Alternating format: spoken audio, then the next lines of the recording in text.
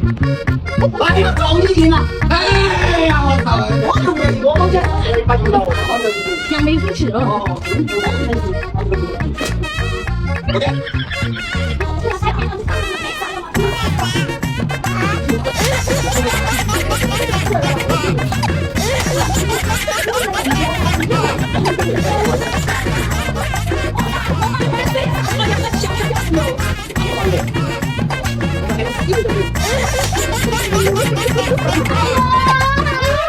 புருஷர்கள் தங்கள் மனைவிகளை தங்கள் சொந்த சரீரங்களாக பாவித்து அவர்களில் அன்பு கூற வேண்டும்.